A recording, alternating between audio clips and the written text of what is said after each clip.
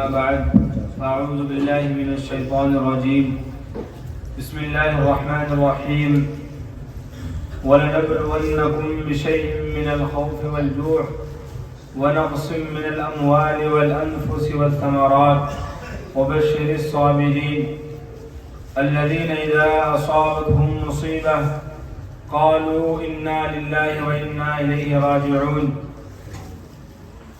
وقال النبي صلى الله عليه وسلم يوشك الأمم أن تداعى عليكم كما تداعى الأكلة إلى قصعتها. قال قائل فبقلة يومئذ نحن يا رسول الله؟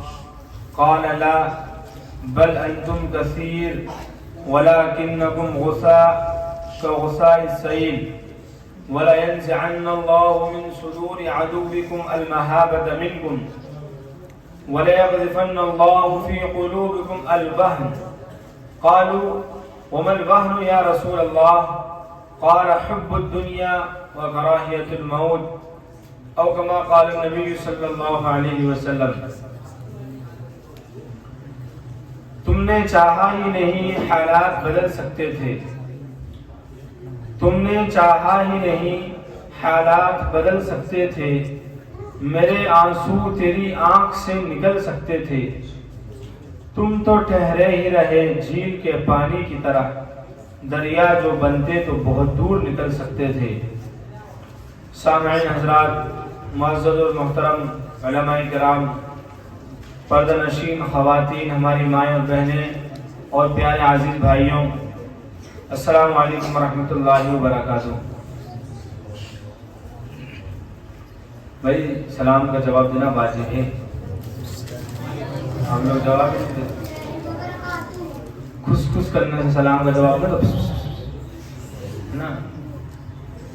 آپ حضرات سے گزارش ہے کہ ذرا جو جگہ خالی ہے ادھر بیٹھ جائیں، اور آپ لوگ جو ایسے بیٹھے ہیں ذرا ترتیب سے بیٹھ جائیں، تھوڑا اچھے ترتیب سے بیٹھیں گے. آپ آتے مڑ مڑ کے دیکھیں گے تو کب تک دیکھیں گے؟ 5 منٹ 10 منٹ پھر آپ کی گردن میں درد ہونے لگے گا. اچھے سے بیٹھیں اور عمل کی نیت سے بیٹھیں انشاءاللہ.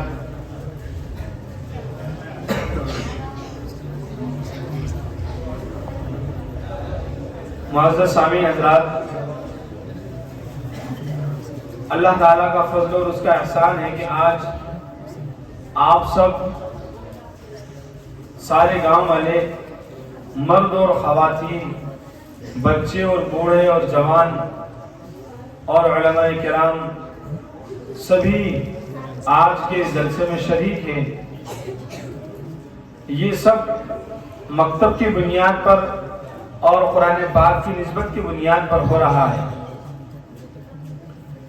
یقیناً یہ جو ہمارے بچے ہیں، یہ جو آنے والی نسل ہے، ان کے ایمان کو سنوارنا، ان کے اسلام کو سنوارنا، ان کے دلوں میں توحید کا بیج ڈالنا اور ان کے ذہن و دماغ میں قرآن پاک کی تعلیم کو ڈالنا، یہ ساری امت کا فرض ہے. اور ایک والد کا اور ایک والدہ کا یہ ضروری کام ہے. کیونکہ اس وقت جو ہمارے سامنے ملک کے، ہمارے علاقے کے حالات ہیں وہ تشویشناک ہیں، جن حالات میں ہمارے لیے سب سے زیادہ ضروری چیز ہے ہمارے اپنے ایمان کی حفاظت کرنا. ایک مومن کی اصل کامیابی اس کے ایمان سے ہی ہے. ساری دنیا کی دولت اس سے مل جائے، حکمرانی مل جائے، عہدے مل جائیں، ڈگریاں مل جائیں، اس کو خطابات مل جائیں، القاب مل جائیں، سونے چاندی کے کدان اور اس کے کان اس کو مل جائیں، تو وہ اپنے آپ کو کامیاب نہیں کہہ سکتا جب تک کہ وہ اپنے ایمان کی حفاظت نہ کر لے. یہ کتنا ضروری ہے. قرآن پاک کے اندر اللہ تعالیٰ نے ارشاد فرمایا یا ایھا الذین آمنوا اتقوا اللہ حق تقاتہ وانتم مسلمون. اے ایمان والو، تم اللہ سے ڈرو جیسا کہ اس سے ڈرنے کا حق ہے. اور تم مرنا نہیں مگر مسلمان ہو کر کے. یعنی قرآن یہ کہہ رہا ہے کہ آپ کو ایمان کی حالت میں دنیا سے رخصت ہونا ہے, بغیر ایمان کے دنیا سے نہیں جانا ہے. اور یہ چیز جڑی ہوئی ہے اللہ کے ڈر, اس کے خوف کے ساتھ, جس کو عربی زبان میں تقویٰ کہا جاتا ہے. تقویٰ کا مطلب ہے اللہ کا ڈر اور اس کا خوف. انسان جب اپنے دل میں اللہ کا خوف لے کر گھومے گا, اللہ کا ڈر اس کے دل میں ہوگا, تو دنیا کا اور دنیا کی ہر چیز کا ڈر اس کے دل سے, اس کے دماغ سے نکل جائے گا. یہاں تک کہ موت کا ڈر بھی نکل جائے گا, دشمن کا ڈر نکل جائے گا, طاقت والوں کا ڈر نکل جائے گا, مال والوں کا ڈر اس کے دماغ سے نکل جائے گا, عہدے والوں کا ڈر اس کے دل سے نکل جائے گا. کیونکہ اس کے دل میں ساری دنیا اور ساری کائنات کو بنانے والے اللہ کا ڈر موجود ہے. تو فرمایا کہ اللہ سے ڈرو جیسا کہ اس سے ڈرنے کا حق ہے. اب اللہ سے ڈرنے کا حق کیا ہے؟ اللہ سے ڈرنے کا جو حق ہے اس کو تو کوئی ادا بھی نہیں کر سکتا. صحابہ کرام کے سامنے جب یہ آیت کریمہ آئی تو بڑے پریشان ہو گئے, ان کے پیروں کے نیچے سے زمین نکل گئی, اور رات بھر ان کو نیند نہیں آئی کہ اللہ اتنے بڑے ہیں, اللہ ساری کائنات کے بادشاہ ہیں, انہوں نے انسان کو بنایا, چاند سورج کو بنایا, شجر حجر اور ایک ایک چیز کو بنایا, ان سے ڈرنے کا حق ہم سے کیسے ادا ہو سکتا ہے؟ چنانچہ جب آپ صلی اللہ علیہ وسلم کی خدمت میں پہنچے, اللہ کے رسول, اللہ سے جو ڈرنے کا حق ہے اسے ہم کیسے ادا کریں؟ اللہ کے رسول صلی اللہ علیہ وسلم پر پھر دوسری آیت کریمہ نازل ہوئی, جس میں فرمایا گیا فَاتَّقُوا اللَّهَ مَا اسْتَطَعْتُمْ, جتنا تم سے ہو سکے اللہ کے بارے میں اتنا ڈرو, جتنا تم سے ہو سکے. یعنی اپنی آخری حد تک, آخری سانس تک اللہ کا ڈر ہماری زندگیوں میں ہونا چاہیے. اور اللہ کا ڈر پیدا ہوگا اللہ کے احکام کو پورا کر کے, اس کی ذات پر کامل ایمان اور کامل یقین رکھ کر. اور جب انسان کی زندگی تقوی کے مطابق, اللہ کے حکموں کے مطابق, نبی کی سنتوں کے مطابق گزرے گی تو وہ شخص ایمان کی حالت میں ہی وفات پائے گا.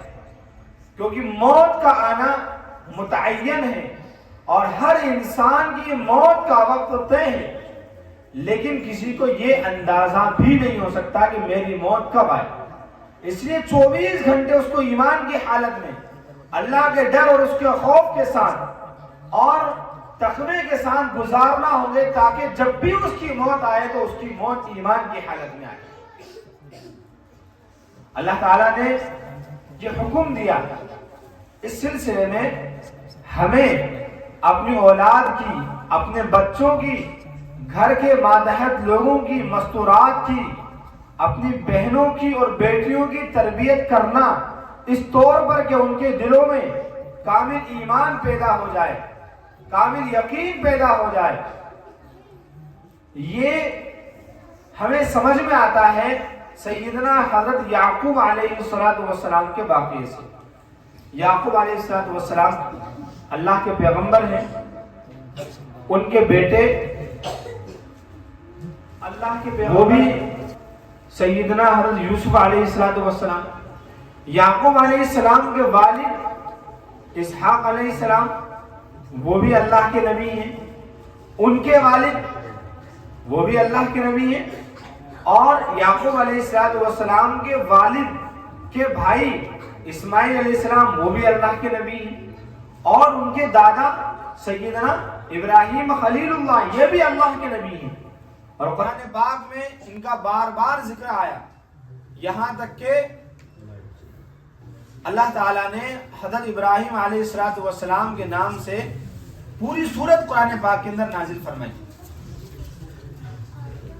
قرآن پاک کے پہلے بارے میں اللہ تعالیٰ نے ارشاد فرمایا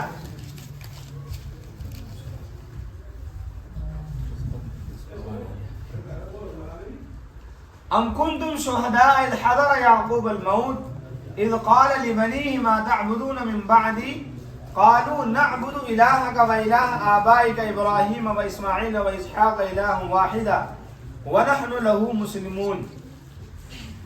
کہ اس وقت جب ابراہیم سیدنا اسحاق علیہ السلام کے پاس موت آئی، یعنی جب ان کی موت کا وقت آیا اور ان کو لگنے لگا کہ وہ اس دنیا سے چلے جائیں گے، اس وقت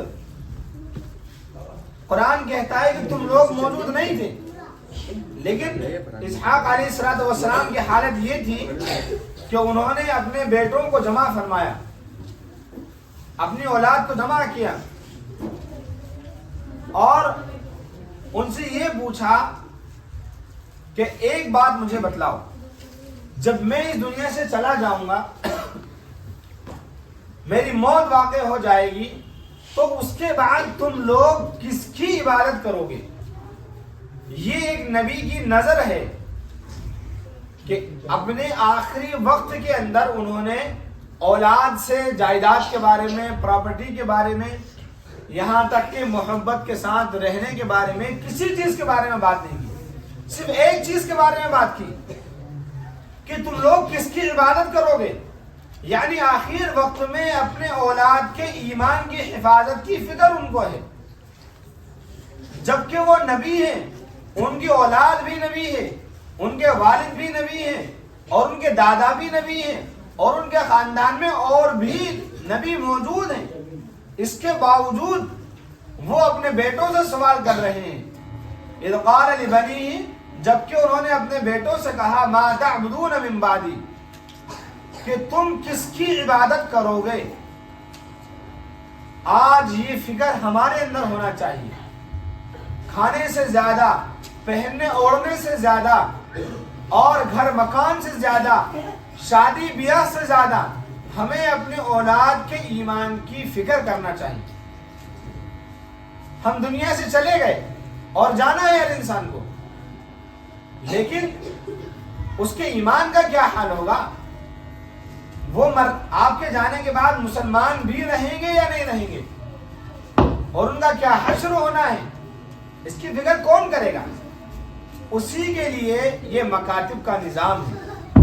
یہ جو آپ کے بچے ہیں، بچیاں ہیں، اللہ کا شکر ہے اللہ تعالیٰ نے اس بستی کے اندر بھی مکتب کی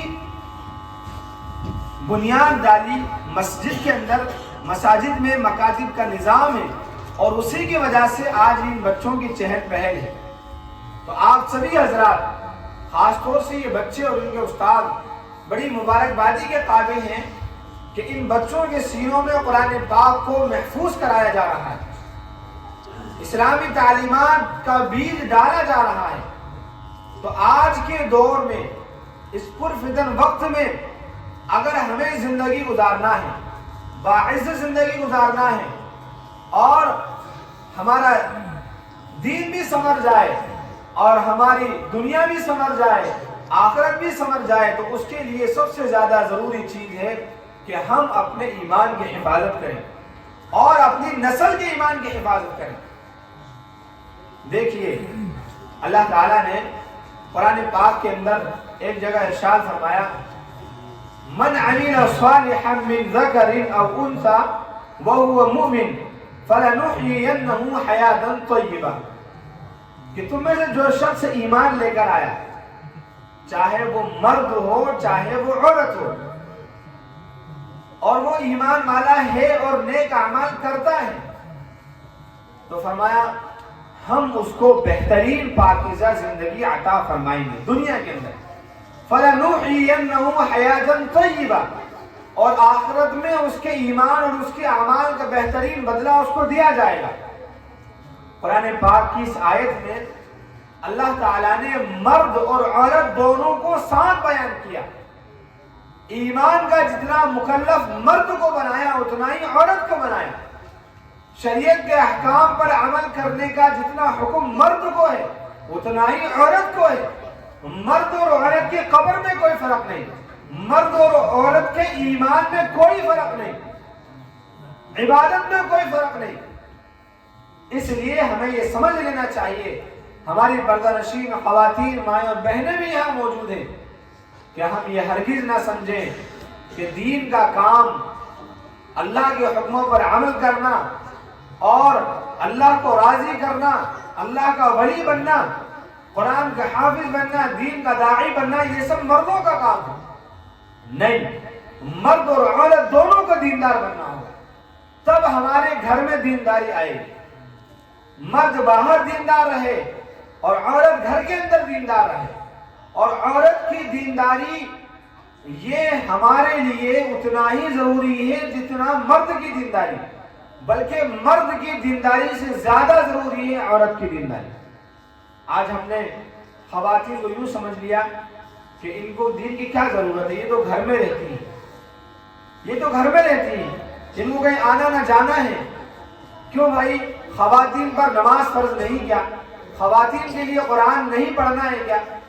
بلکہ بچوں کی تربیت کی اصل ذمہ داری خواتین کی ہوا کرتی ہیں۔ وہ اگر دیندار ہوں گی تو وہ اپنے بچوں کو بھی دیندار بنائیں گے، دینی تعلیم ان کو دیں گی۔ ایک حدیث میں حضور اکرم صلی اللہ علیہ وسلم نے ارشاد فرمایا، طلب العلم فریضۃ علی کل مسلم و مسلمہ، علم کا حاصل کرنا ہر مرد یعنی مسلمان مرد پر اور مسلمان عورت دونوں پر فرض ہے۔ جیسے مسلمان مرد کے لیے دین حاصل کرنا، علم حاصل کرنا ضروری ہے، ویسے ہی مسلمان عورت کے لیے بھی علم حاصل کرنا، دین حاصل کرنا ضروری ہے، فرض ہے۔ لہذا ہماری مائیں اور بہنیں اور ہمارے معزز مرد حضرات، ہم سب کو اس بات کی فکر کرنا ہے کہ ہمارے گھر کے اندر، ہمارے معاشرے میں، ہمارے خاندان میں دین زندہ ہو جائے، دینداری پیدا ہو جائے، اللہ کا خوف مرد میں بھی پیدا ہو اور خواتین میں بھی پیدا ہو۔ آج ہم نے تقسیم کر دی، مرد تو بہت دیندار، مسجد میں امامت کر رہے ہیں، مسجد میں اذان دے رہے ہیں، ماشاءاللہ جماعتوں میں جا رہے ہیں، اللہ نے موقع دیا تو حج پہ چلے جاتے ہیں، قرآن پاک کی تلاوت کر رہے ہیں، لوگوں کو دین کی باتیں بتلا رہے ہیں، لیکن دوسری طرف عورتوں میں دینداری کی کوئی فکر نہیں، اور سارے بگاڑ، سارے فتنوں کی جڑیں وہیں سے آتی ہیں۔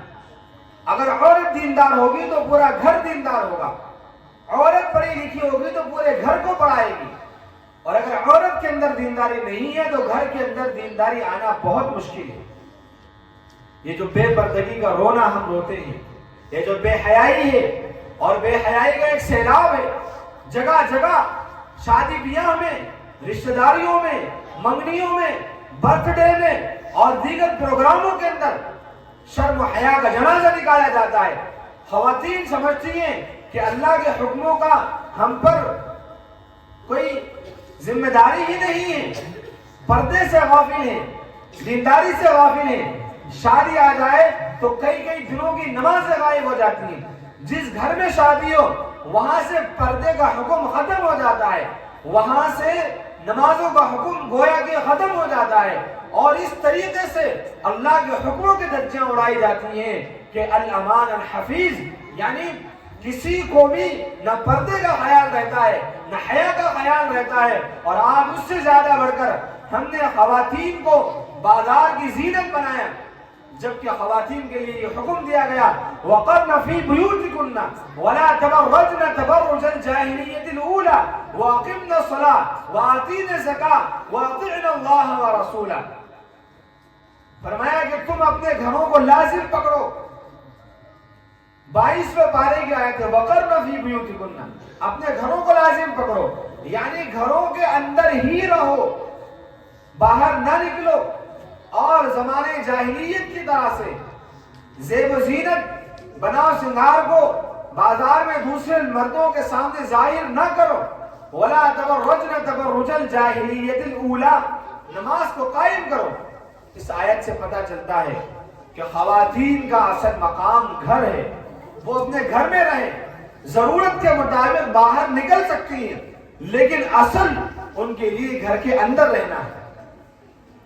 چھوٹے چھوٹے سے کاموں کے لیے، معمولی سی بات کے لیے، کپڑوں کی خریداری کے لیے اور گھر کے سامان کی خریداری کے لیے خواتین کو بازار میں نکال دیا، حالانکہ اللہ نے خواتین کو گھر کی ملکہ بنایا، اس کی حفاظت فرمائی پردے کے ذریعے سے. اللہ نے پردے کا حکم دیا. یہ پردے کا حکم کوئی قید نہیں ہے، یہ اللہ کی طرف سے حفاظت ہے، تحفظ کا انتظام ہے. قرآن پاک کے اندر اللہ تعالیٰ نے ارشاد فرمایا یا ایھا النبی قل لأزواجك وبناتك ونساء المؤمنين يدنين عليهن من جلابيبهن ذلك أدنى أن يعرفن فلا يؤذين. اے اللہ کے نبی اپنی بیویوں کو اور مسلمان عورتوں کو اور آپ کی بیٹیوں کو یہ حکم دے دیں کہ وہ اپنے سروں پر، اپنے چہروں پر اور اپنے جسموں پر پردہ ڈال لیا کریں، چادر ڈال لیا کریں، جس سے ان کا پردہ ہو جائے. یدنین علیہن من جلابیبہن، یہ پردے کا حکم کیوں دیا گیا؟ ذالک ادنی ان یعرفن فلا یؤذین، یہ اس لیے حکم دیا گیا ہے تاکہ ان کو پہچان لیا جائے کہ یہ پردہ نشین خاتون ہے، یہ عزت دار خاتون ہے، یہ عفت والی خاتون ہے، یہ پاک دامن خاتون ہے، یہ بے حیا نہیں، یہ بے شرم نہیں، یہ بازار کے اندر گھومنے والی خاتون نہیں ہے. یہ اس کو کوئی بہت ضروری ضرورت ہوگی جس کی وجہ سے آج یہ اپنے گھر سے باہر نکلی ہے اور لوگوں کو اس بات کا خیال ہو جائے کہ یہ عزت دار خاتون ہے، یہ عفت والی پاک دامن عفیفہ خاتون ہے. فلا یؤذین، لہذا ان کو تکلیف نہیں پہنچائی جائے گی، کوئی اشارے بازی نہیں ہوگی، ان کے لیے سیٹیاں نہیں بجائی جائیں گی، ان کی طرف اشارے نہیں کیے جائیں گے. یہ سب شریعت نے آج سے 1450 سال پہلے پردے کی اہمیت نازل فرمائی.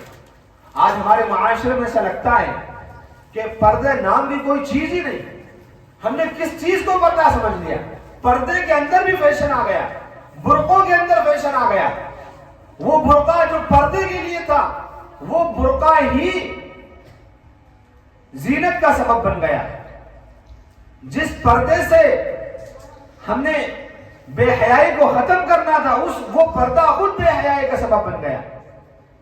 اگر ہم گھر کی خواتین کو برقع دلائیں پردے کے لیے تو اس بات کا بھی خیال رکھنا چاہیے کہ وہ برقع ایسا ہو جس میں پردہ ہو، ڈھیلا ڈھالا ہو، زیادہ فیشن والا نہ ہو، اس میں زیادہ رنگ و روغن نہ ہو، زیادہ چمک دھمک نہ ہو، ورنہ تو اس برقعے کا کوئی فائدہ نہیں. آج کل بازار میں، مارکیٹ میں پردے اس طرح کے دستیاب ہیں. ایسے پردے خریدے جاتے ہیں جن سے پردے کے بجائے بے پردگی ہوتی ہے، ان برقعوں سے پردے کے بجائے بے پردگی ہوتی ہے. چست برقعے ہوتے ہیں. منع فرمایا نبی اکرم صلی اللہ علیہ وسلم نے ارشاد فرمایا رب کاسیات عاریات، بہت سی خواتین ایسی ہیں جو کپڑے پہنے ہوئے ہوتی ہیں لیکن وہ پھر بھی برہنہ ہوتی ہیں، یعنی کپڑے نہ پہننے کے درجے میں ہوتی ہیں کیونکہ ان کے کپڑے جسم سے لگے ہوئے ہوتے ہیں. چھوٹی چھوٹی بچیوں سے پردے کا حکم غائب کر دیا. جماعت میں جائیں گے تو پردہ اور مسجد میں آئیں گے تو پردہ، باقی اس کے علاوہ کوئی پردہ نہیں. شادیاں ہیں، شادیوں کے اندر سب بے پردہ، مرد بھی بے پردہ، خواتین بھی بے پردہ. یعنی مرد کا پردہ تو نہیں ہے لیکن اس کی آنکھوں کا تو پردہ ہے، وہ کم از کم خواتین سے دور تو رہے. ہماری شادیاں گناہوں کا مجموعہ بن چکی ہیں. یہی وہ وجوہات ہیں جن کی وجہ سے بے حیائی آ رہی ہے اور اس بے حیائی سے بے دینی آ رہی ہے اور پھر اس بے دینی سے ہمارے دلوں سے اللہ کا خوف نکل رہا ہے اور لوگوں کا خوف آ رہا ہے اور اس کی وجہ سے گھبراہٹ پیدا ہوتی ہے. اس وقت میں اپنے ایمان کی حفاظت کرنا، اپنے نسلوں کے ایمان کی حفاظت کرنا اور اپنے خواتین کی حفاظت کرنا یہ ہمارے لیے انتہائی ضروری ہے. دیکھیں دو چیزیں ہیں، ایک ہے تعلیم اور ایک ہے اپنی بہن بیٹیوں کی عزت کی حفاظت، ان کے پردے کا اہتمام. ہمیں تعلیم دلانا ہے پردے کے اہتمام کے ساتھ، چاہے دینی تعلیم ہو چاہے دنیاوی تعلیم ہو. تعلیم کے لیے کبھی منع نہیں کیا گیا، چاہے اسکول میں پڑھے چاہے کالج میں پڑھے یا کوئی بڑی ڈگری حاصل کرے، کبھی منع نہیں کیا گیا. امت کے ہر ذمہ دار شخص کی یہ فکر ہے کہ ہماری بہن بیٹیاں خوب آگے جائیں، ترقی کریں، ہمارے نوجوان ترقی کریں، لیکن ان کی یہ بھی فکر ہے کہ اس کے ساتھ ساتھ وہ پردے کا اہتمام کریں.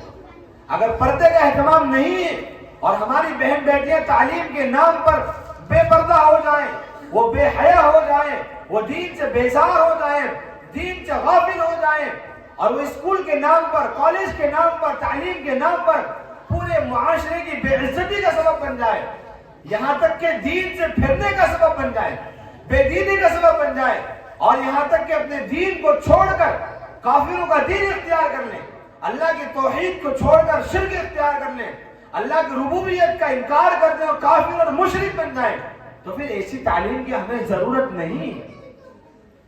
پھر ایسی تعلیم سے تو بغیر تعلیم کے رہنا ہی بہتر ہے۔ یہ ہے ایمان۔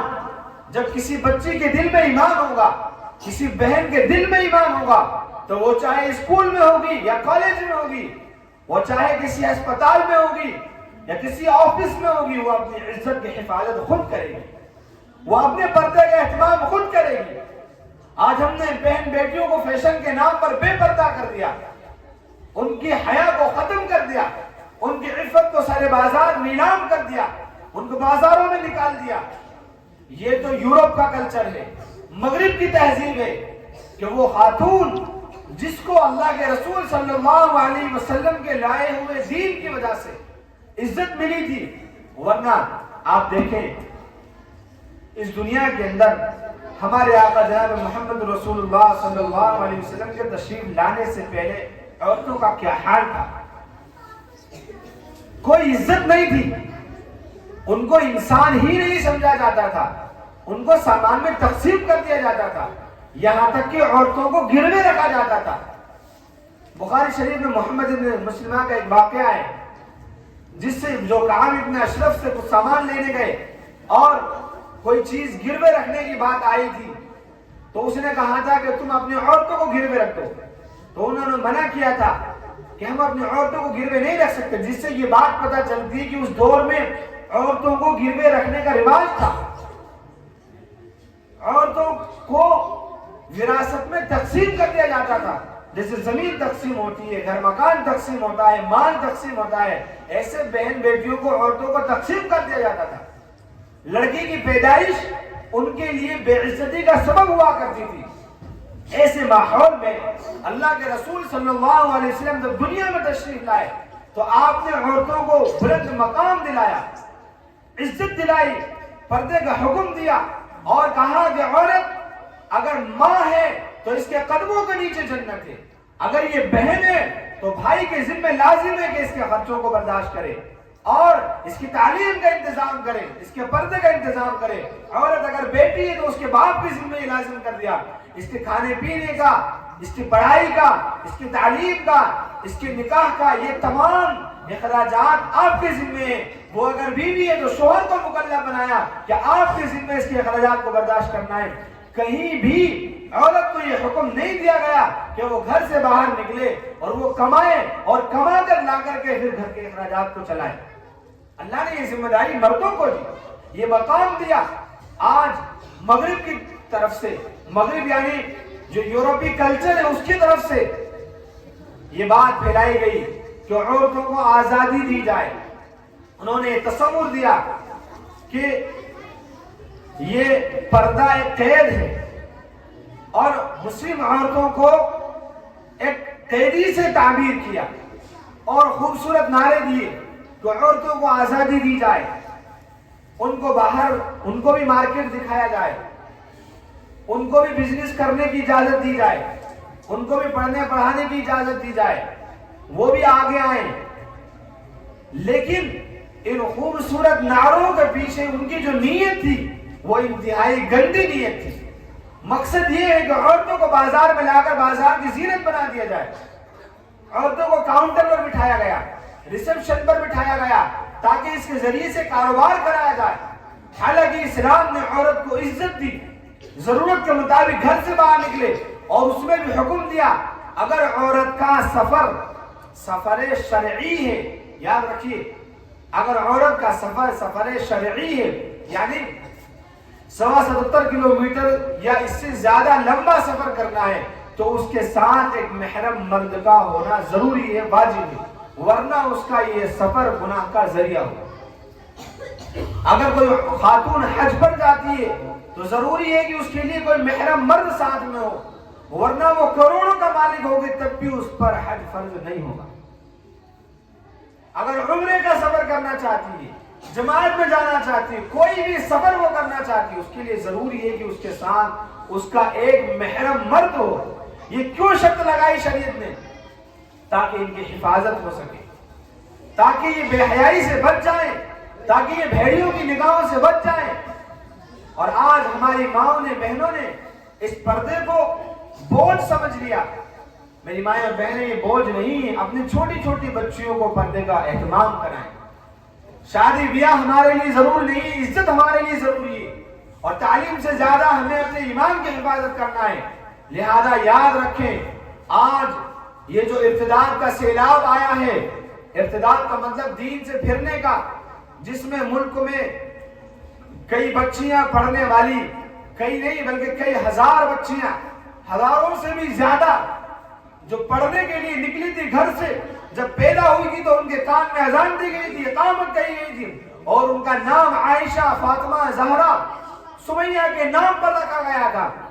وہ ہر دن کے صبح کے وقت میں کلمہ پڑھا کرتی تھی، شام کو دعائیں پڑھ کر سویا کرتی تھی۔ لیکن جب وہ جانے لگی اسکول میں اور کالجز میں، اور جب تبدیلیاں آنے لگی اور انہوں نے پردے کو اپنے لیے عار سمجھا اور پردے کو دور کر دیا، اور پھر وہ غیروں کے نگاہوں میں آئی، یہاں تک کہ وہ عشق کے جال میں پھنسی، اور اس سے آگے بڑھ کر وہ اپنے دین سے پھر گئی۔ کئی ہزار اور اس سے بھی بڑی تعداد میں ایسی بہن اور بیٹیاں ہیں جو دین سے پھر گئی۔ آخر اس کی وجہ کیا ہے؟ اس کا سبب کیا ہے؟ تعلیم تو دین سے پھرنے کا سبب نہیں ہو سکتی، اس کی وجہ ہے بے پردگی۔ اگر ہماری بیٹی پڑھ رہی ہے تو باپ کی یہ ذمہ داری ہے کہ خود اس کو لے کر جائے اور لے کر آئے، اس کا خیال رکھے، موبائل سے دور رکھے، اپنے گھر کی ذمہ داری، اپنے گھر کی حفاظت کی ذمہ داری لے۔ میری مائیں اور بہنیں، یہ جو دینداری ہے یہ ہمارے لیے بھی اتنی ضروری ہے۔ اسی لیے وہ آیت کریمہ پڑھی جس میں اللہ نے ارشاد فرمایا کہ چاہے مرد ہو چاہے عورت ہو، جو اللہ پر ایمان لائیں گے اور نیک اعمال کریں گے تو اللہ تعالیٰ ان کو بہترین زندگی عطا فرمائیں گے، یعنی دنیا میں جو زندگی ہوگی وہ خوشگوار زندگی نصیب ہوگی۔ انشاءاللہ ہم سب اپنے گھروں میں پردوں کا اہتمام کرائیں گے، کرائیں گے بھی انشاءاللہ۔ چاہے گھر میں منگنی آئے، چاہے شادی آئے یا کوئی اور پروگرام ہو، پردہ بہرحال پردہ ہوتا ہے۔ چچا کے لڑکے سے پردہ ہے، خالہ کے لڑکے سے پردہ ہے، پھوپھی کے لڑکے سے پردہ ہے، دوست سے پردہ ہے۔ آج کل تو ایک نیا رواج چلا ہے، دوست کی بیوی سے پردہ ہی نہیں کرتے، یعنی شوہر کے جو دوست ہیں وہ گھروں میں آ جائیں اور خواتین پردہ ہی نہیں کرتے کہ یہ تو ہمارے شوہر کے دوست ہیں، کزن سے پردہ نہیں کرتے۔ جب اللہ تعالیٰ نے حکم دیا ہے کہ آپ کے جو محرم رشتہ دار ہیں، یعنی جن سے نکاح کرنا حرام ہے، جیسے والد، سگا بھائی، خالو اور ماموں، یہ لڑکے کے لیے محرم ہے، لہذا ان سے تو پردہ نہیں ہے، لیکن جو دوسرے لوگ ہیں ان کے علاوہ جو غیر محرم ہیں ان سے پردہ کرنا فرض اور واجب ہے۔ میری معزز مائیں بہنیں، یاد رکھیں، دین میں جتنے لوگوں نے ترقی حاصل کی ہے، بلند مقام حاصل کیا ہے، ان کے پیچھے کامیاب نیک خاتون کا ہاتھ رہا ہے، ان کا کردار رہا ہے۔ آپ نے ایک نام سنا ہوگا، شیخ عبد القادر جیلانی رحمۃ اللہ علیہ، نام سنا ہے آپ نے؟ کتنے بڑے بزرگ ہیں شیخ عبد القادر جیلانی رحمۃ اللہ علیہ۔ دیکھیں کہ کیسے مائیں اپنے بچوں کی تربیت کیا کرتی ہیں۔ آج آپ کا یہ جلسہ اسی تربیت کے عنوان پر ہے۔ آپ کے بچوں کی تربیت کی گئی، ان کو سنوارا گیا، ان کو پڑھایا گیا، ان پر محنت کی گئی، تو آج یہ اس قابل ہوئے کہ یہاں کھڑے ہو کر آپ کے سامنے قرآن پڑھ رہے ہیں، آپ کو اللہ کے رسول کی نعتیں سنا رہے ہیں، اللہ کے رسول کی سیرت سنا رہے ہیں، قرآن پاک پڑھ کر سنا رہے ہیں، ترجمہ کر کے بتلا رہے ہیں۔ یہ اسی تربیت کا اثر ہے۔ تو ایک ماں کیسے اپنے بیٹے کی تربیت کرتی ہے؟ شیخ عبد القادر جیلانی چھوٹے سے بچے ہیں، عبد القادر یہ مدرسے پڑھنے جا رہے تھے، تو ظاہر ہے کہ جب بھی کوئی بچہ پڑھنے جاتا ہے تو اس کے لیے خرچ کی ضرورت پڑتی ہے، تو ماں باپ کچھ نہ کچھ انتظام کرتے ہیں۔ ان کے والدہ نے ان کو کچھ اشرفیاں دی، وہ اشرفیاں ان کی آستین میں سل دی تھی تاکہ راستے میں چور ڈاکو وغیرہ مل جائیں اور وہ تلاشی لیں تو ان کا سامان اور ان کا مال محفوظ رہے اور ضرورت کے وقت کام آ جائے۔ چنانچہ ان کو قافلے کے ساتھ روانہ کر دیا۔ قافلہ جا رہا ہے، راستے میں رہزنوں نے ہلا بولا حملہ کر دیا اور قافلے کے تمام لوگوں کو، بچوں کو الگ کر دیا، سب کی تلاشی لی۔ یہ جو چھوٹا سا بچہ تھا اس کی بھی تلاشی لی اور اس سے کہا کہ تمہارے پاس کیا ہے بتاؤ۔ پوری تلاشی لے چکے تھے، کچھ بھی نہیں ملا۔ ان سے پوچھا کہ تمہارے پاس کیا ہے بتاؤ۔ یہ بچے نے بھولی سی اور معصوم سی آواز میں کہا کہ میرے پاس سونے کی اشرفیاں ہیں۔ کہ کہاں ہیں؟ مل تو نہیں رہی۔ کہا اس آستین میں ہیں، یہ میری والدہ نے سل دی تھی۔ وہ سب حیرت میں رہ گئے اور انہوں نے کہا کہ یہ اتنی سیفٹی سے رکھی ہوئی ہے، اتنی حفاظت کے ساتھ رکھی ہوئی ہے، تم چاہتے تو ہم سے جھوٹ بول دیتے، ہم نے تو تلاشی لے لی تھی، ہمیں تو نہیں ملی۔ آپ چاہتے تو یوں کہہ دیتے کہ میرے پاس کچھ بھی نہیں ہے، تم نے یہ کیوں ہمیں بتلایا؟ وہ کہنے لگے کہ جس وقت میری ماں نے مجھے رخصت کیا تھا تو مجھے نصیحت کی تھی اور مجھ سے کہا تھا کہ بیٹا کبھی زندگی میں جھوٹ مت بولنا۔ وہ میری ماں کے وہ الفاظ تھے، ان الفاظ کا اثر تھا کہ آج جب آپ نے مجھ سے پوچھا کہ تمہارے پاس کیا ہے تو میرے پاس جو بھی تھا میں نے آپ کو بتلا دیا۔ ان کے سچ بولنے کا یہ اثر ہوا کہ وہ تمام کے تمام ڈاکو، وہ چور جو قافلے کو لوٹنے آئے تھے، ان پر ایک ہیبت طاری ہو گئی اور ایک عجیب سا اثر ہوا اور وہ سب کے سب اللہ کے سامنے شرمندہ ہوئے اور انہوں نے توبہ کی اور وہ سب وقت کے نیک انسان بن گئے۔ یہ ایک ماں کی تربیت کا اثر تھا۔ اس لیے پیر ذوالفقار صاحب نقشبندی دامت برکاتہم عالیہ فرماتے ہیں کہ جتنی ضروری تعلیم مردوں کے لیے اتنی ہی ضروری تعلیم خواتین کے لیے۔ بچوں پر جتنے تعلیم کی ہمیں توجہ دینے کی ضرورت ہے اتنی ہی ہمیں خواتین پر تعلیم کے لیے توجہ دینے کی ضرورت ہے، بلکہ وہ فرماتے ہیں کہ خواتین کی تعلیم اور زیادہ ضروری ہے۔ وہ فرماتے ہیں کہ مرد پڑھے گا تو ایک شخص پڑھے گا، اور اگر بچی پڑھے گی تو ایک خاندان پڑھے گا۔ مرد پڑھا تو فرد پڑھا اور بچی پڑھی تو خاندان پڑھا، کیونکہ یہ بچی آج بیٹی ہے تو کل کو یہ ماں بنے گی اور اللہ تعالیٰ اس کو اولاد عطا فرمائیں گے تو یہ اپنی اولاد کی تربیت اور ان کی پرورش دین کے مطابق کرے گی۔ اس لیے میں معزز نوجوان ساتھی اور ہمارے اس بستی کے معزز حضرات، ہمیں اپنے گھروں میں پردوں کا اہتمام کرنا ہے، باہر بھی اور اندر بھی۔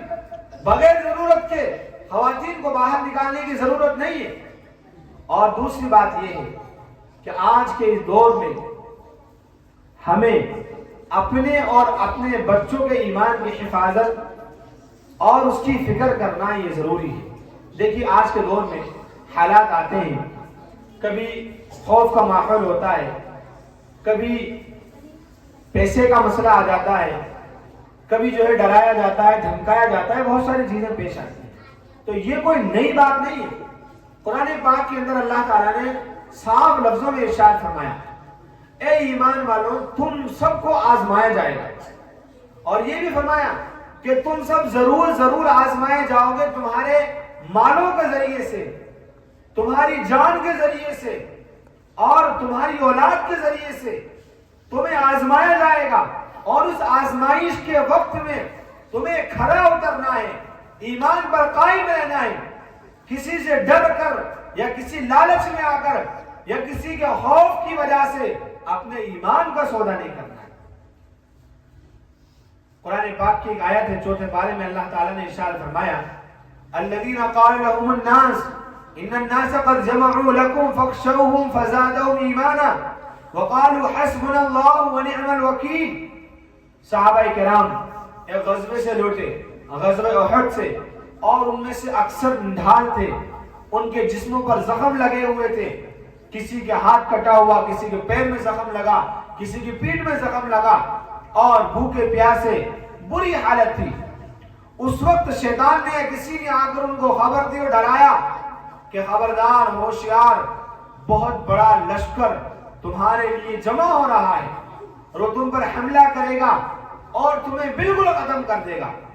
جب صحابہ کو یہ خبر ملی تو دشمن کا مقصد تھا کہ ان کو ڈرایا جائے، جس سے یہ ہمت ہار جائیں۔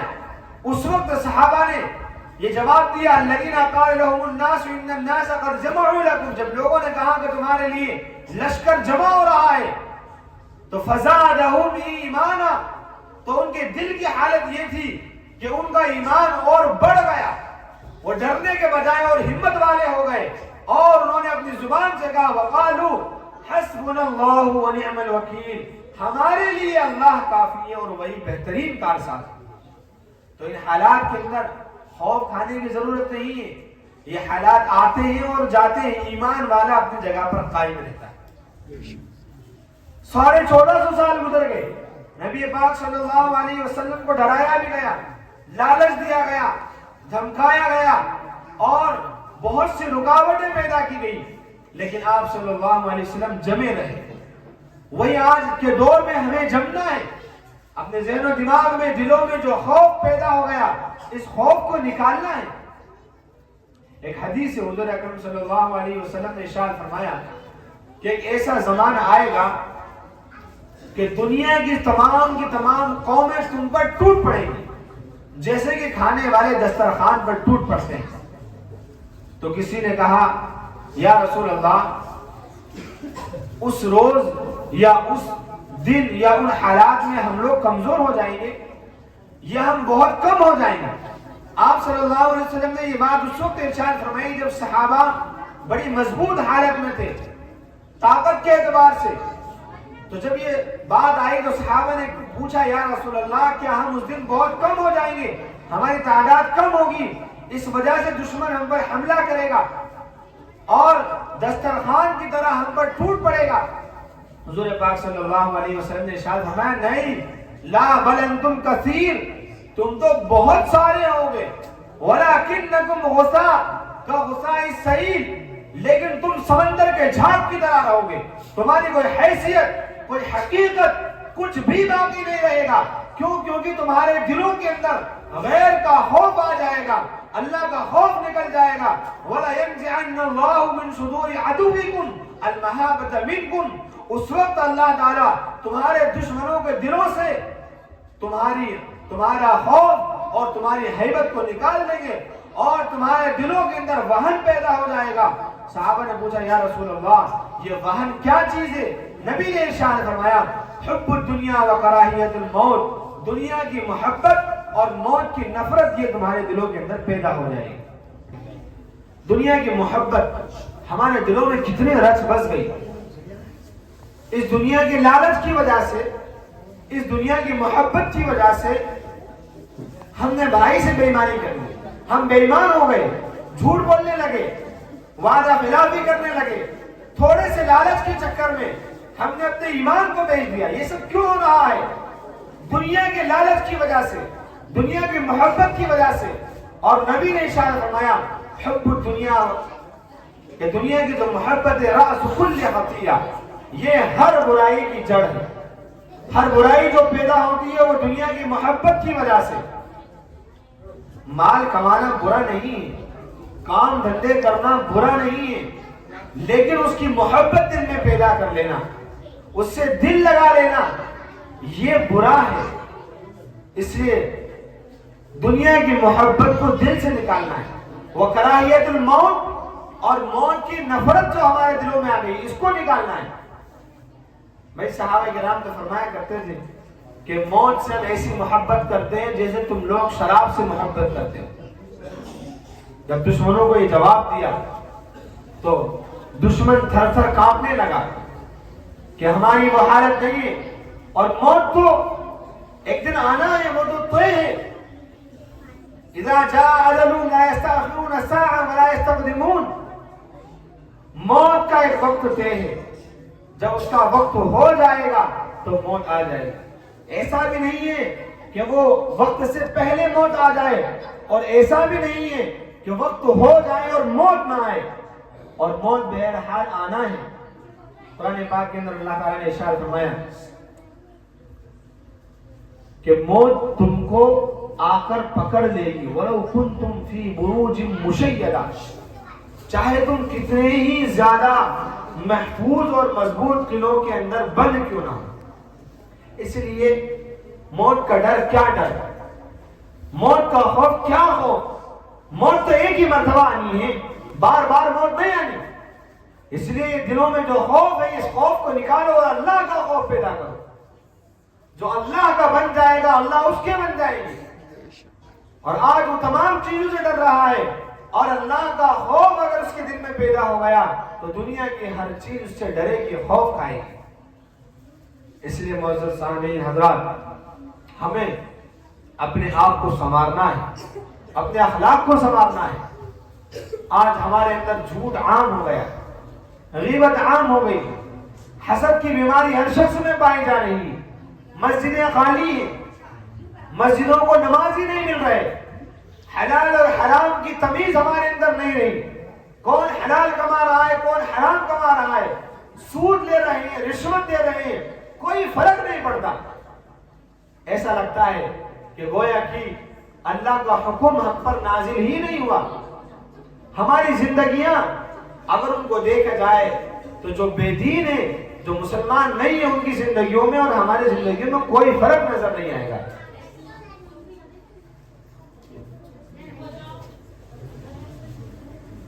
جو چھوٹے بچے ہیں جن کو زیادہ وقت ہو گیا، ان کو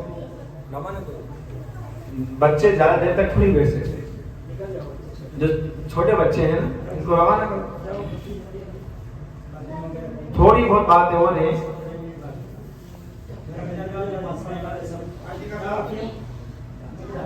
اگر یہاں بیٹھے تو پیچھے بیٹھے، درود شریف پڑھنے آپ سے بھی، اللہم صل علی محمد۔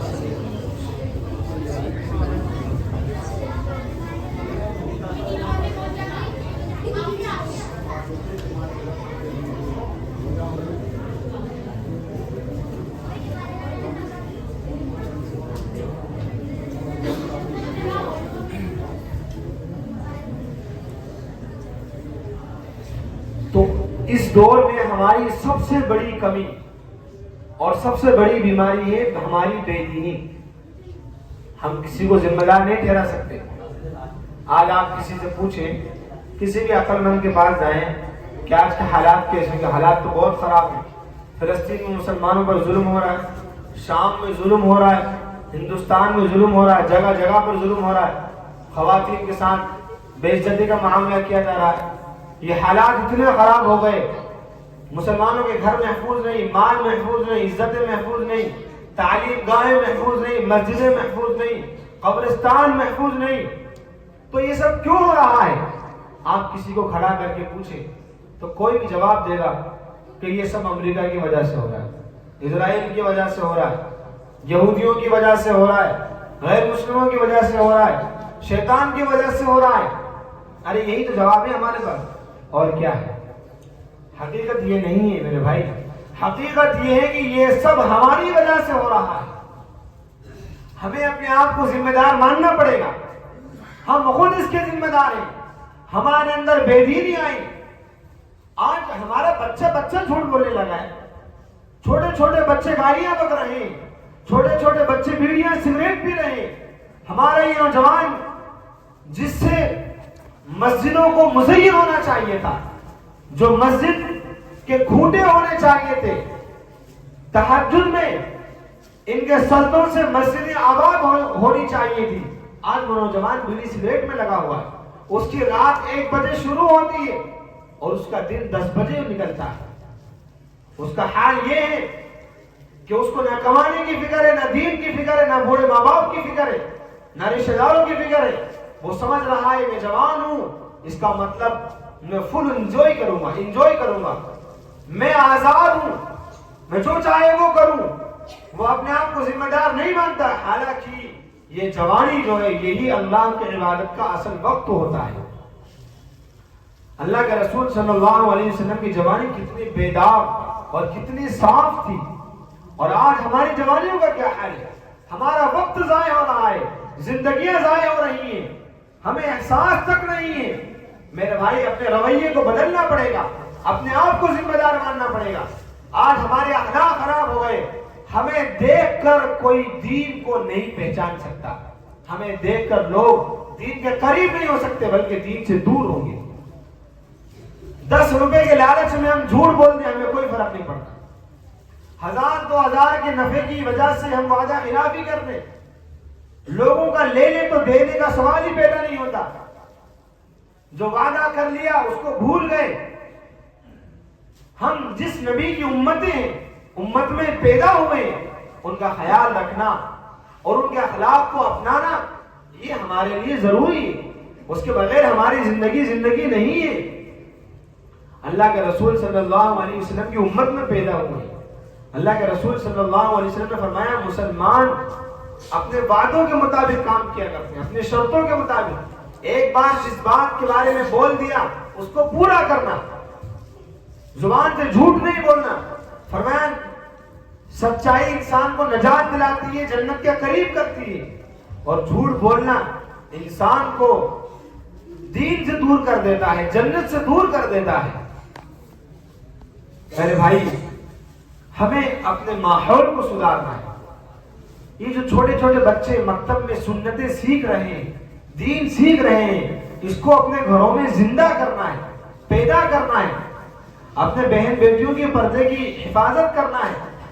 ہماری تو زندگیاں ضائع ہو رہی ہیں، ہم کچھ کر ہی نہیں رہے۔ ایک نوجوان دن میں 5 وقت کی نماز نہیں پڑھ پا رہا ہے۔ شادی آتی ہے تو ہم سمجھتے ہیں اب تو عیاشی کے دن آ گئے اور ساری پابندیاں ہم ختم کر دیتے ہیں۔ مرد ہو چاہے عورت ہو، اللہ تعالیٰ کا قیامت کے دن دونوں سے حساب و کتاب کریں گے، دونوں سے نماز کے بارے میں سوال ہوگا، دونوں سے سوال ہوگا کہ تمہیں جوانی دی تھی اس جوانی کا کیا کیا۔ مال کے بارے میں سوال ہوگا، مال کیسے کمایا تھا، کہاں خرچ کیا تھا۔ دین کے بارے میں معلومات تھی تو کتنا عمل کیا، عمل کیوں نہیں کیا، زندگی کہاں گزاری۔ فرمایا لا يزال قدم عبد يوم القيامة حتى يسأل عن 40 عن عمره فيما أفناه وعن شبابه فيما أبلاه وعن ماله من أين اكتسب وفيما انفقه وعن علمه ماذا عمل۔ فرمایا قیامت کے دن کوئی بھی انسان اپنے قدم کو آگے نہیں بڑھا سکتا، ایک قدم بھی آگے نہیں بڑھا سکے گا جب تک کہ 4 باتوں کے بارے میں وہ جواب نہ دے دے۔ 4 سوال کیے جائیں گے اس سے۔ پہلا سوال ہوگا عن عمره فيما افناه، یہ پوری عمر آپ کو عطا فرمائی تھی، اس عمر کو کہاں لگایا؟ اللہ تعالیٰ نے بچپن دی، جوانی دی، بڑھاپا دیا، دن رات دیے، اس کو کہاں خرچ کر دیا؟ قرآن پاک کے اندر اللہ ارشاد فرماتے ہیں اولم نعمرکم ما يتذكر فيه من تذكر وجاءكم النذير فذوقوا فما للظالمين من نصير۔ کہ قیامت کے دن اللہ کہیں گے کیا ہم نے تمہیں اتنی عمر نہیں دی تھی جتنی عمر میں ایک نصیحت حاصل کرنے والا نصیحت حاصل کر سکتا تھا؟ تم نے کیوں نہیں اپنے آپ کو سدھارا؟ تم نے کیوں نہیں اپنے گھروں کے اندر دینداری پیدا کی؟ تم نے اپنی زندگیاں کہاں گزار دی؟ بازاروں میں، ہوٹلوں پہ، شادیوں میں، کھیل کود میں۔ اس سوال کا جواب دینا ہوگا، اور جب تک اس کا جواب نہیں دے سکتے ایک قدم بھی آگے نہیں بڑھا سکتے۔ اور دوسرا سوال ہوگا جوانی کے بارے میں، جوانی کہاں گزاری؟ اب اگر زندگی کے بارے میں سوال ہو گیا تو جوانی تو اس کے اندر آ گئی، لیکن پھر الگ سے سوال کیا جائے گا کہ جوانی کو کہاں خرچ کیا، کہاں گزار دیا؟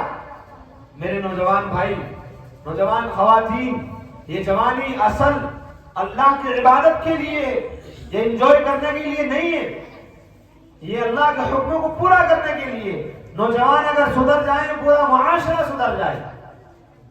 اس لیے ہمیں اس جوانی کو اللہ کی عبادت میں لگانا ہے تاکہ اگر قیامت کے دن حساب و کتاب آسان ہو جائے۔ مال کے بارے میں سوال ہوگا، مال کہاں سے کمایا؟ پہلا سوال کیسے کمایا؟ آپ کا ذریعہ آمدنی حلال تھا، آپ نے جھوٹ بول کر کمایا، وعدہ خلافی کر کے کمایا، کیسے آپ نے مال کمایا؟ اور مال خرچ کہاں کیا؟ اس بارے میں بھی سوال ہوگا۔ یہ تو بہتر ہے کہ مال کما لیا، حلال کمایا، لیکن حلال کمانے کو، حلال مال کمانے کے بعد اس کو حلال جگہ پر خرچ کرنا یہ بھی ضروری ہے۔ آج ایک بات ابھی ذہن میں آئی، مال تو ہم نے کما لیا، بہت سے ہزار مالدار ہیں، اللہ نے ان کو مال عطا فرمایا، یہ بھی اللہ کی ایک نعمت ہے، بہت اچھی بات ہے، لیکن اگر اس کو جائز جگہوں میں خرچ کیا، دین کے کاموں میں خرچ کیا، اپنی ضرورتوں میں خرچ کیا تو بہت اچھی بات ہے۔ اور اگر مال کمایا تو حلال تھا لیکن اس کو خرچ غلط جگہوں میں کیا تو اس کا بھی حساب دینا پڑے گا۔ فضول خرچیاں آج عام ہیں، فضول خرچیاں۔ ایک شخص کے پاس 20 جوڑے کپڑے ہیں، خواتین کے پاس تو 50 جوڑے کپڑے نکل جاتے ہیں۔ ایک بیٹی کی شادی آتی ہے، 25 جوڑے کپڑے خریدے جاتے ہیں اس کے لیے، اور ایسے کپڑے جن کا کوئی مطلب نہیں نکلتا۔ ایک ایسا کپڑا جس کو صرف ایک مرتبہ پہننا ہے، 15,000 روپے کا، 12,000 روپے کا، اتنا مہنگا کپڑا صرف ایک دن کے لیے۔ یہ سب فضول خرچی نہیں ہے؟ ارے یہ سب فضول خرچی نہیں ہے کیا؟ اللہ کے رسول صلی اللہ علیہ وسلم نے ارشاد فرمایا تھا، صحابہ تم تو میرے صحابہ ہو، تمہارے بعد جو لوگ آئیں گے جنہوں نے مجھے نہیں دیکھا وہ مجھے نہیں دیکھ پائیں گے لیکن مجھ پر ایمان لے کر آئیں گے، وہ میرے بھائی ہیں۔ یعنی ہمیں، مجھے اور آپ کو اللہ کے رسول صلی اللہ علیہ وسلم نے اپنا بھائی بتلایا، یعنی ہم نبی کے بھائی ہیں۔ صحابہ نے کہا بھی یا رسول اللہ کیا ہم آپ کے بھائی نہیں ہیں؟ حضور نے فرمایا تم تو میرے صحابہ ہو، میرے ساتھی ہو، میرے بھائی تو وہ ہیں جو میرے بعد آئیں گے، جو مجھے نہیں دیکھ پائیں گے لیکن مجھ پر ایمان لائیں گے۔ تو نبی نے ہمیں کیا فرمایا بتایا؟ ارے بولو ذرا، نبی نے ہمیں اپنا بھائی فرمایا۔ اور جب ہم مال بغیر ضرورت کے خرچ کرتے ہیں تو قرآن کہتا ہے ان المبذرین کانوا اخوان الشیاطین، کہ فضول خرچی کرنے والے شیطان کے بھائی، فضول خرچی کرنے والے شیطان کے بھائی، قرآن نے کہا۔ تو ہم فضول خرچی کر کے، بغیر ضرورت کے خرچ کر کے، زیادہ خرچ کر کے ہم شیطان کے بھائی بن رہے ہیں۔ نبی تو کہہ رہے ہیں کہ یہ میرے بھائی ہیں، اور ہم اپنے عمل سے بتلا رہے ہیں کہ نہیں، ہم تو شیطان کے بھائی ہیں۔ آج اللہ نے اتنا نوازا، آج ہم جو کھانا کھاتے ہیں، ایک عام انسان جو کھانا کھاتا ہے اس کو جو نعمتیں ملتی ہیں، پچھلے دور میں بڑے بڑے بادشاہوں کو اتنی نعمت نہیں ملتی تھی۔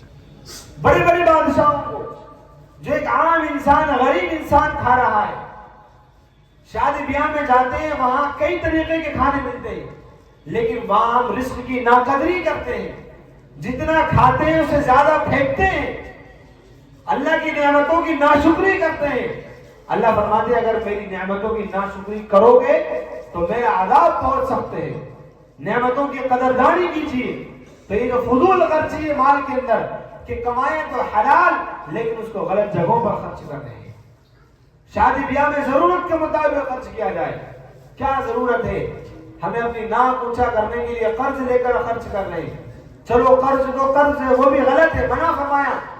فرمایا قرض ایک ایسا جال ہے جس میں پھنسنا آسان ہے لیکن نکلنا بہت مشکل ہے۔ قرض تو قرض ہے، لیکن آج کے دور میں سودی قرض لیا جا رہا ہے، بیاج پر پیسے لے کر کے پھر شادی کی جا رہی ہے۔ بتاؤ ایسی شادی کا کیا مطلب ہے؟ شریعت نے نکاح کو آسان بنایا تھا، سادہ بنایا تھا، تاکہ غریب بھی وقت پر نکاح کر لے، مالدار بھی نکاح کر لے، اور ہم نے اس کو مشکل بنا دیا۔ غریب بچوں کی شادیوں کے لیے ہمیں چندہ کرنا پڑتا ہے۔ بتاؤ چندے کی کیا ضرورت ہے؟ کیا ضرورت ہے چندہ کرنے کی؟ اور مالدار بے شمار بے حساب خرچ کرتے ہیں۔ کل قیامت کے دن سوال ہوگا مال کے بارے میں، کہاں سے کمایا تھا اور کہاں خرچ کیا تھا۔ آج کل آپ دیکھ رہے ہیں خواتین کیسے کیسے کپڑے پہن رہی ہیں. آپ کو تو پتا ہوگا سب کے گھروں میں بہن بیٹیاں ہیں, کوئی پاکستانی سوٹ ہے, کوئی کوفتانی ہے, کوئی فلاں ہے فلاں ہے, الگ الگ نام سے آ رہے ہیں. یہ سب کیا ہے؟ یہ سب جو موبائل چل رہے ہیں, اس میں جو ڈرامے ہیں, اور اس میں وہ خواتین جو چند پیسوں کے لیے اسکرین پر آتی ہیں, وہ جو پہن کر آتی ہیں وہی ہماری بہن بیٹیوں کو چاہیے, اور ہم وہی چیز ان کو مارکیٹ سے لا کر دیتے ہیں, اور وہیں سے ان کا مزاج بگڑتا ہے. پردے کا خیال نہیں ہے. چھوٹی بچیاں ہیں, ہم نے ان کو ایسے کپڑے لا کے دیے جس سے اس کا کندھا باہر نکل رہا ہے. بچیوں کے 15 سال کی بچیوں کے کپڑے ہم نے لا کر کے دیے جس میں دوپٹہ ہی نہیں ہے. یہ ہم خود ان کو بےدینی سکھا رہے ہیں, ہم خود ان کو پردے سے دور کر رہے ہیں. کپڑا پہنا جاتا ہے تاکہ انسان اپنے آپ کو چھپا لے, پردہ ہو جائے اور انسان اچھا لگے. لیکن کپڑے کے اندر اگر غیروں کی مشابہت کی جائے گی تو قیامت کے دن انہی کے ساتھ ہمارا حشر ہوگا. لہذا رہن سہن کو سدھارے سنوارے. اور آج ہمارے اندر بلڈنگیں بنانے میں, مکان بنانے میں ہم لوگ فخر کرنے لگے. جس کا مکان جتنا بڑا, یہ قیامت کی علامت میں سے ہے. قیامت کی علامتوں میں سے بیان فرمایا گیا کہ قیامت کے قریب لوگ مکانوں میں خرچ کرنے لگیں گے. میرے بھائی, اگر ہمیں فخر کرنا ہے, ہمیں مقابلہ کرنا ہے, تو مقابلہ دینداری میں کیجیے, علم کے معاملے میں کیجیے, پڑھائی کے معاملے میں کیجیے, نماز کے معاملے میں کیجیے, تہجد کے بارے میں کیجیے, روزے کے معاملے میں کیجیے. اللہ تعالیٰ سے دعا کریں, اللہ تعالیٰ ہم سب کو عمل کرنے کی توفیق عطا فرمائے. یہ ہماری مائیں اور بہنیں بیٹھی ہیں. ایک واقعہ میں آپ کی خدمت میں پیش کر دوں اور اس کے بعد بات ختم کر دیں گے کہ دیکھیں کہ خواتین کا کتنا بڑا کردار ہوتا ہے بچوں کو بنانے میں اور سنبھالنے میں. ایک بزرگ ہیں, ان کا نام ہم آپ کو بتلائیں گے. ایک چھوٹا سا بچہ تھا, اس کے والد کا انتقال ہو گیا. اس کی ماں تھی بیوہ, بڑی مشکل سے گھر کا گزارا کیا کرتی تھی. ان کے دل میں خیال آیا کہ میرا یہ بچہ بہترین حافظ بننا چاہیے, عالم بننا چاہیے, اور اس کو ولی بنانا ہے. ان کے دل میں خیال آیا کہ مجھے اپنے بیٹے کو ولی بنانا ہے. بیوہ ہے, باپ یعنی ان کے شوہر دنیا سے جا چکے ہیں. چنانچہ قاری صاحب کو بلایا اور کہا کہ اس بچے کو آپ اپنے مدرسے میں لے جائیے اور اس کو خوب پڑھائیے, جب تک یہ مکمل حافظ, عالم اور اللہ کا ولی نہیں بن جائے تب تک آپ اس کو چھٹی نہیں دیں گے اور تب تک یہ مجھ سے نہیں ملے. انہوں نے وعدہ کر لیا, ٹھیک ہے. اب کچھ دنوں کے بعد بچہ پڑھا, محنت سے پڑھتا رہا, لیکن بہرحال بچہ تھا. کچھ دنوں کے بعد اس کو امی کی یاد آنے لگی. جو بھی تھی امی تھی, ابا تو تھے اور کوئی بھی نہیں تھا. امی کی یاد آنے لگی. استاد سے آ کر چھٹی مانگی کہ حضرت مجھے اجازت دے دیں, میں اپنے والدہ کے پاس جانا چاہتا ہوں, ان سے ملنا چاہتا ہوں. استاد نے منع کیا, لیکن بچے نے ضد کی. اب ایک طرف وہ بچہ ہے, چھوٹا سا رو رہا ہے, معصوم سا چہرہ ہے اس کا, اور دوسری طرف اس کی ماں کی تاکید ہے کہ بچے کو گھر نہیں آنے دے رہا. استاد نے ٹالنے کے لیے کہا, ایک کام کرو, تم اتنا یہ سبق یاد کر کے مجھے سنا دو تو چھٹی دے دوں گا. اور بہت زیادہ سبق دیا, اتنا سبق دیا کہ 8 دن میں یاد نہیں ہو پاتا, تھوڑے وقت کے لیے. بچہ بہت ذہین تھا, ماں کی دعائیں بھی یاد کرنے بیٹھا, تھوڑی دیر میں یاد کر کے استاد کے پاس پہنچ گئے. استاد کو خیال بھی نہیں تھا کہ یہ یاد کر کے آ جائے. استاد نے کہا گھر جانا ہے کہ جی جانا ہے, سبق سناؤ. انہوں نے سبق سنانا شروع کیا اور جتنا انہوں نے سبق دیا تھا وہ پورا تھوڑی دیر میں یاد کر کے سنا دیا. اب استاد اپنے وعدے کے مطابق مجبور ہو گئے. وعدہ کر لیا تھا کہ اتنا سنا دو گے تو چھٹی دے دیں گے, چنانچہ چھٹی دے دی. اب یہ چھوٹا سا بچہ چلا, کھیلتا کودتا, جنگلوں سے گزرتا ہوا, گنگناتا ہوا ماں کی یاد میں, رو بھی رہا ہے, ہنس بھی رہا ہے کہ آج تو مہینوں کے بعد والدہ سے ملاقات ہوگی, والدہ سے ملیں گے. اور یہ اپنے مکان پر پہنچ گیا اور اس نے دستک دی, یعنی دروازہ کھٹکھٹایا. والدہ نے اندر سے پوچھا کون؟ کہا کہ میں ہوں آپ کا بیٹا. والدہ نے کہا کہ میرا تو کوئی بیٹا نہیں, میرا جو بیٹا ہے اسے تو میں نے اللہ کے لیے وقف کر دیا, میرے بیٹے کو تو میں نے اللہ کے لیے وقف کر دیا. وہ جب تک ولی کامل نہیں بن جائے گا, میں جب تک اس کو نہیں دیکھوں گی, میں اس سے نہیں ملوں گی. بچے نے بار بار کوشش کی, لیکن جب ماں نے دروازہ نہیں کھولا تو بچہ مایوس ہو کر کے آ گیا اور مدرسے میں آ گیا, چہرہ لٹکائے ہوئے بیٹھا ہے. استاد نے پوچھا, بیٹا تم والدہ سے ملنے گئے تھے, تمہارا چہرہ کیوں اترا ہوا ہے؟ آنکھوں سے ٹپاٹپ آنسو جاری ہیں. استاد نے کہا کیا بات ہے؟ بچہ رونے لگا اور پھر اس نے بتایا کہ میری ماں نے کہا ہے کہ میرا جو بیٹا تھا اسے تو میں نے وقف کر دیا, وہ واپس نہیں آئے گا جب تک کہ وہ عالم اور اللہ کا ولی نہیں بن جائے گا. چنانچہ تو جا اور عالم بن جائے اور اللہ کا ولی بن جائے, تب میں تجھ سے ملاقات کروں گی اور تجھ سے بات کروں گی. اس لیے میں آ گیا اور حضرت اب مجھے صرف پڑھنا ہے, اور پوری محنت کے ساتھ پڑھنا شروع کیا. یہاں تک کہ ایک وقت وہ آیا کہ ان کے استاد کو رات کے وقت تہجد کے وقت خواب دکھا, اور خواب میں اللہ کے رسول صلی اللہ علیہ وسلم کا دیدار ہوا. اللہ کے رسول صلی اللہ علیہ وسلم نے کہا, میرے اس بندے کو تم کب تک روکو گے؟ یہ میرا ولی ہے, میرا دوست ہے, جاؤ اور اس کے سر پر ولایت کا تاج رکھ دو. استاد کی نیند کھلی, استاد نے تلاش کیا وہ بیٹا کہاں ہے. جب دیکھا تو وہ بیٹا تہجد کی نماز میں مشغول تھا. اس کو نماز کے بعد بلایا اور اپنا عمامہ اتار کر اس کے سر پر رکھا اور کہا, آج سے تم اللہ کے ولی بن چکے ہو, عالم کامل بن چکے ہو, اب تم اپنے والدہ کے پاس جا سکتے ہو. ان کا بوسہ دیا اور ان کو روانہ کیا. آپ جانتے ہیں یہ بچے کون تھے؟ یہ وہی تھے جو بعد میں چل کر بایزید بستامی بنے. یہ اتنے بڑے اللہ والے, یہ اتنے بڑے اللہ والے کہ شیخ جنید بغدادی رحمۃ اللہ علیہ فرمایا کرتے تھے کہ جیسے فرشتوں میں حضرت جبرائیل علیہ السلام کا مقام ہے, ایسے ہی ولیوں میں بایزید بستامی کا مقام ہے. اتنا بلند مقام اللہ نے ان کو عطا کیا. آپ مجھے بتاؤ یہ مقام ان کو کس کی وجہ سے ملا؟ کس کی وجہ سے ملا؟ ان کی والدہ کی وجہ سے ملا. انہوں نے قربانیاں دی, اپنے بچے کو وقف کر دیا. آج اگر ہماری مائیں اور بہنیں اور ہماری پردہ خواتین یہ ٹھان لیں کہ ہمیں اپنے بچوں کو دیندار بنانا ہے, حافظ قرآن بنانا ہے, عالم دین بنانا ہے, دین کا داعی بنانا ہے, رسول اللہ کا عاشق بنانا ہے, دین کا خدمت گزار بنانا ہے, مسجد کا امام بنانا ہے اور مسجد کا دیکھ بھال کرنے والا بنانا ہے, مسلمانوں کا رہبر بنانا ہے, مسلمانوں کا امام بنانا ہے, تو ایک ماں کے لیے یہ کوئی مشکل بات نہیں ہے.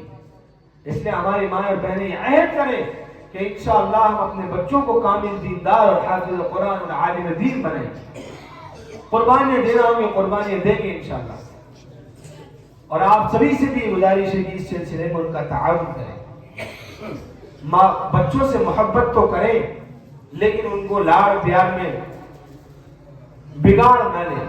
محبت تو وہ ہے جو ان کے مستقبل کو سنوار دے. ہر باپ کو محبت ہوتی ہے اور بے پناہ محبت ہوتی ہے. کوئی باپ نہیں چاہتا کہ میرا جگر کا ٹکڑا مجھ سے دور رہے, تڑپ جاتا ہے, اس کی رات کی نیندیں حرام ہو جاتی ہیں. بیٹے کے بغیر نیند نہیں آتی, بیٹی کو باپ کے بغیر نیند نہیں آتی.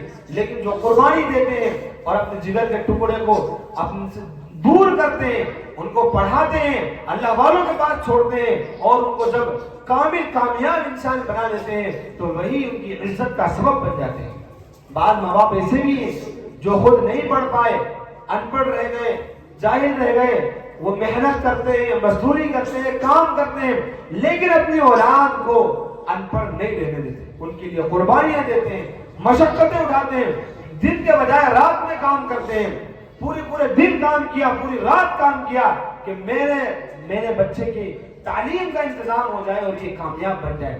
کل کو یہ بچہ جب کامیاب ہوگا, کامیاب لوگوں میں کھڑا ہوگا اور بڑے لوگوں میں کھڑا ہوگا, بادشاہوں کے ساتھ کھڑا ہوگا اور ان کی آنکھوں میں آنکھیں ڈال کر بات کرے گا, لیڈر ہوگا, تو یہ ہر جگہ کہے گا آج میں جو کچھ بھی ہوں, جیسا بھی ہوں, میرے والد کی وجہ سے ہوں, میرے باپ کی وجہ سے ہوں. کسی نے کہا تھا وہ تھے محروم تعلیم سے مگر مجھے پڑھایا ہے, وہ تھے محروم تعلیم سے مگر مجھے پڑھایا ہے, پسینہ حد سے بڑھ کر میرے خاطر بہایا ہے, کھڑا رہتا ہوں بادشاہوں میں اپنا سر اٹھا کر جو میں, مجھے میرے والد نے آج اس قابل بنایا ہے. اللہ تعالیٰ ہم سب کو عمل کی توفیق عطا فرمائے، اپنے بچوں کو پڑھانے کی توفیق عطا فرمائے۔ آپ سبھی حضرات بہت مبارکبادی کے قابل ہیں، کافی دیر سے بیٹھے ہوئے ہیں، 9:15 بج چکے ہیں۔ اللہ تعالیٰ آپ کی قربانیوں کو قبول فرمائے۔ یہ جو ننھے منھے بچے آپ کے پڑھ رہے ہیں، اللہ تعالیٰ ان کو دین کا داعی بنائے، حافظ قرآن بنائے۔ اور میں ایک بات اور آپ سے کہتا ہوں کہ ہم رشتہ داروں کا بھی خیال رکھتے ہیں، بزرگوں کا خیال رکھتے ہیں، ایسے ہی ہمیں اپنے اماموں کا بھی خیال رکھنا چاہیے، جو ہمارے بچوں کو پڑھاتے ہیں اس کا بھی خیال رکھنا چاہیے۔ اور جب ہمارا بچہ قرآن مکمل کرنے خوشی میں ہم دعوت کرتے ہیں، 1000 روپے خرچ کرتے ہیں، ان کے استاذ کا بھی اکرام کرنا چاہیے۔ اور قرآن میں تو کہا ہے کہ قرآن پاک یہ ایک ایسی چیز ہے کہ اس کی وجہ سے مسلمانوں کو خوش ہونا چاہیے، اور اس پر اگر آپ قرآن پاک کے مکمل کرنے پر خوشی کرتے ہیں اور اس میں خرچ کرتے ہیں تو یہ نیک کام ہوگا۔ آپ کے بچے نے قرآن مکمل کیا، آپ نے 10 لوگوں کی دعوت کر دی، اس پر آپ کو ثواب ملے گا۔ آپ کی خوشی جائز ہے، بہتر ہے، قرآن کی بنیاد پر آپ کی خوشی ہے۔ اس لیے ان بچوں کو آپ اسکول بھی پڑھائیں، کالج بھی پڑھائیں، لیکن ان کے ایمان کو ضرور پہلے مضبوط کریں۔ ان کے دلوں میں اتنا مضبوط ایمان ہو، اتنا مضبوط ایمان ہو کہ اصحاب کہف کی طرح یہ وقت کے بادشاہ سے لڑ جائیں، اس کی آنکھوں میں آنکھیں ڈال دیں، پنجے سے پنجہ لڑا لیں، ان کے سامنے اپنے سینے کو کر دیں، لیکن اپنے ایمان کا سودا نہ کریں۔ یہ آپ کی اور ان کے استاد کی یہ ذمہ داری ہے۔ انشاءاللہ ہم سب اپنے بچوں کو اس قابل بنائیں گے نہیں انشاءاللہ۔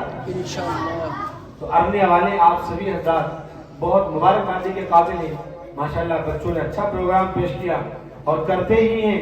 مجھے آپ کے امام صاحب نے بتایا کہ کچھ بچیاں فارغ ہو رہی ہیں، مطلب بڑی بھی ہو گئی، ان کی تعلیم بھی مکمل ہو گئی، اب ان کی تعلیم بند کرنا ہے، اب مسجد میں وہ نہیں آ سکتی۔